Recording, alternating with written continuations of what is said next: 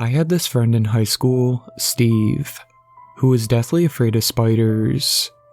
Arachnophobia, I guess the term is. I knew from the very beginning of our friendship that he had issues with them, but as I got to know him better, the extent of his fears truly puzzled me. Even the tiniest, unassuming little 8-legged bugger would instill in him a paralyzing fear that would leave him in a state of senseless shock. We teased him about it, of course. That's what friends are for. Catch a little one and dangle it in front of him. Well, I did anyway. The others also seemed to have some hidden reservations against the cuddly crawlies. In an attempt to diagnose his phobia, I shared with him a theory I read somewhere. Apparently some scientist or psychologist, I guess, believe that the reason so many of us have arachnophobia is because the inside of the womb, I guess the tissue and muscles kinda resemble a spider, and that the last image we see before we are violently pulled out of the warmth and care of our only known home, naked and defenseless into a cold and brutal world, is the vague, pulsating image of a spider. He dismissed the idea quite rudely. He told me he knew exactly why he hated spiders so much. He was 5 years old, he told me, hiking through the woods with his parents. At some point, he got away from them, and in panic, he just started running. He must have tripped over a branch, and ended up face down on the ground. Only it wasn't the ground. He was face down in a papery cocoon, a spider egg sac. Thousands of spiders burst from the eggs and crawled over his face, into his mouth, down his clothes, and he could do nothing about it. He was stuck, you see. His foot was tangled in the branch, so he just lay there with the tiny baby spiders crawling all over him, until his parents heard his blood-curdling screams and came to his aid. I had to admit, as far as reasons for hating spiders go, this particular one was pretty solid.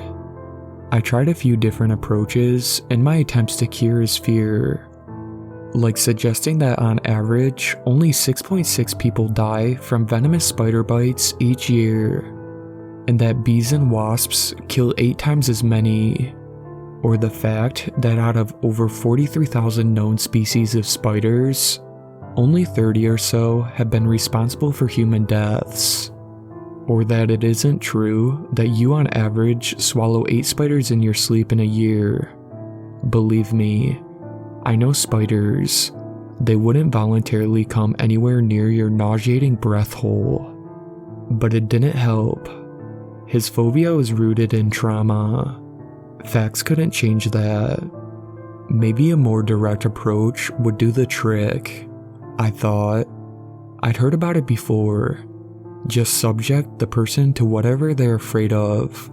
Force it on them. Make them accept that it is but a silly notion based on illogical fallacies. So I collected a jar of assorted garden variety spiders.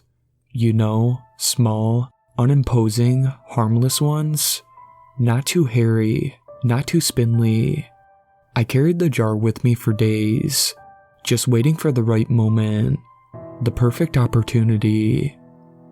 I decided I'd do it in a controlled environment, somewhere he couldn't escape from. So I did it after gym class, just when he was getting out of the shower. I snuck up behind him, popped open the jar, and shook it like crazy over his head. He didn't talk to me for a month.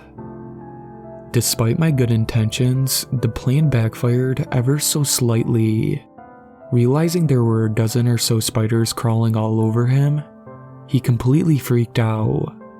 Long story short, he lost his footing on the slippery wet floor and broke his back in 3 different places. He was hospitalized for a month where he completely ignored me. Maybe it was for the best, I thought. I mean, could I even entertain the idea of having a friend who hated spiders? Disliked them? Sure. loathe them, I could understand that. But hate? That's such a powerful, negative emotion. But to my surprise, he called me up the day he got out of the hospital. He said he was sorry, that he may have overreacted, and that he wanted to hang out. Maybe it had worked out after all. Maybe he didn't hate spiders anymore. I had my doubts, but I figured I'd give it a shot at least. I asked him if he wanted to spend the night at my place.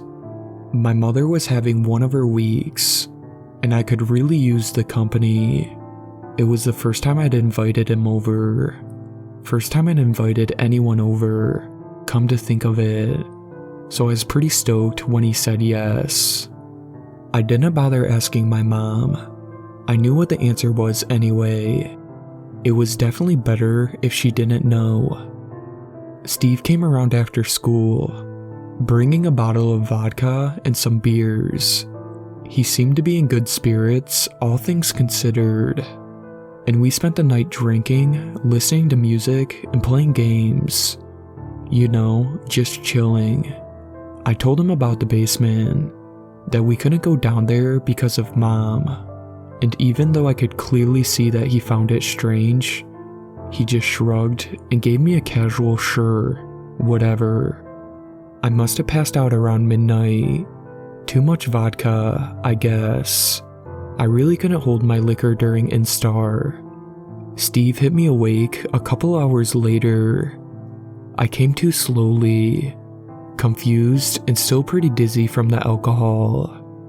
He stood over me smiling, holding what appeared to be a hunter's knife. "Did you really think I was just gonna let it go?"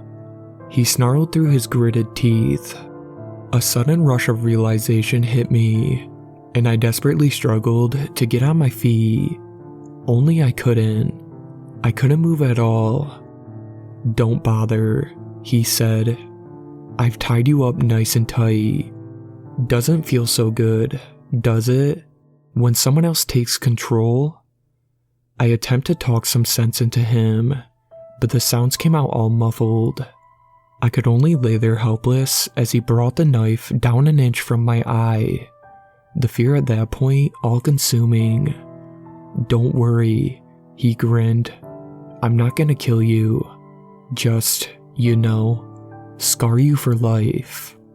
I stared at him wide-eyed, tears streaming down my face. "If you just hadn't gagged me, you might still be alive, Steve. I could have warned you about my mother. Her harrowing shadow descending on you from the ceiling. She doesn't like it when people threaten her children. She doesn't like it when she's disturbed during her sleepy week. I could have talked her out of it, bridged the gap between our people. But you always hated us, didn't you? Even at the end, I could see it in your eyes as my mother slowly consumed you. I could tell by your screams that you still couldn't accept us, that you wanted nothing but to harm us. I guess when push comes to shove, it was for the best.